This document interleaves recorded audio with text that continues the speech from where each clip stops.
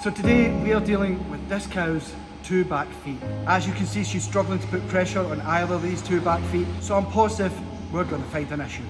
This is the Hoof GP. And I won't let it rush when I see you dance, and the moment comes when I fall and time goes slow.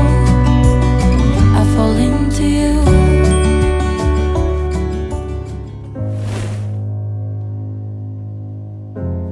See, this cow is so lame that I'm actually having to push her. She's seriously bad on, I'm thinking both these claws.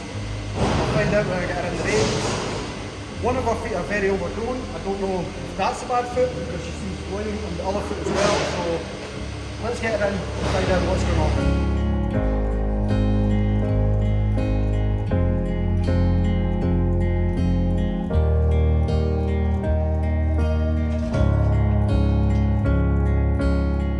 So from what I can see, she seems to have a white line running, a white line issue running down this side of her hoof.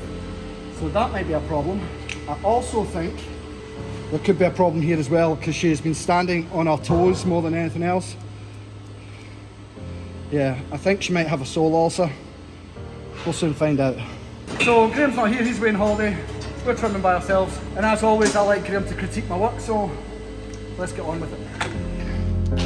And unfortunately for you, Craig, critique I will. Craig is absolutely spot on. This is a white line issue, a problem within the white line of this cow's foot, where the outer wall horn meets the sole horn. That junction is very vulnerable to problems, and this cow has not escaped those problems. All that remains to be seen is just how deeply that problem goes, and if Craig can get to the root of the problem.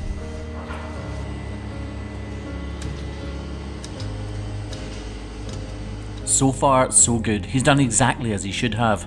He's balanced both of the claws and made sure the weight of this cow is distributed evenly across both feet. He then modelled it out, meaning he carved away the inner portions of both feet, and now he's attacking the problem. It's crucial that Craig unveils the full extent of the problem, and with that swipe of the knife, he's done exactly that. He now knows what he needs to do. He needs to remove all of this detached hoof horn from the entirety of the problem. If he doesn't, all he's doing is leaving a cavity that can be filled with dirt, debris, manure, slurry, and whatever other gunk is lying around on a farm's floor, which would only add to this cow's problems. Craig needs to be incredibly careful with this trim, because if he goes too deep, he'll make matters even worse than they already are.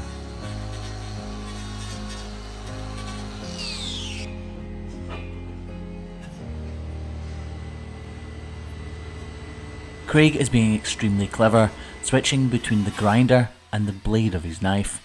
The hoof wall horn that he's trimming away right now is exceptionally difficult to trim with a knife, or at least it is if you want to trim with any great accuracy. These grinders become an extension of ourselves. We use them day in, day out, for hours upon hours. So Craig knows he can be very accurate with the grinder and do the intricate work with the blade of his knife. So that's that foot done. I know I'll have done something that Graham will probably pick up on that's not the way he would do it, but we're going to move on to this one because I know this foot's got a problem as well, and I'm positive it's a sole ulcer. So let's crack on with this one. Even being able to determine a cow's problem before actually trimming a cow's hoof is a skill in itself. So let's hope Craig is right. And sure enough, he is. I was never in doubt. Were you?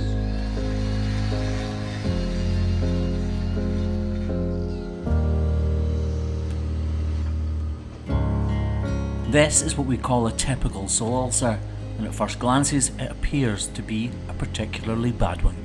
So I'm going to reduce this heel in order to take the weight off this sole ulcer, and then it will also give me the room I need to kind of clean it out a bit more with the knife.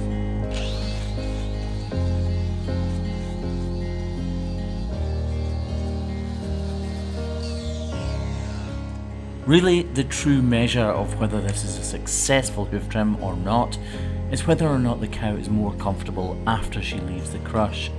It doesn't really matter what it looks like on the bottom. The true aim of hoof trimming is to increase functionality, and increase the comfort of the animal above this hoof. So if Craig manages to do that, it's mission complete. From where I'm sitting, this is a very professional hoof trim. Craig's removed all of the loose and detached hoof horn, he's removed the problematic parts of the hoof, and he's put all of the weight onto the good claw, so this cow should be much more comfortable.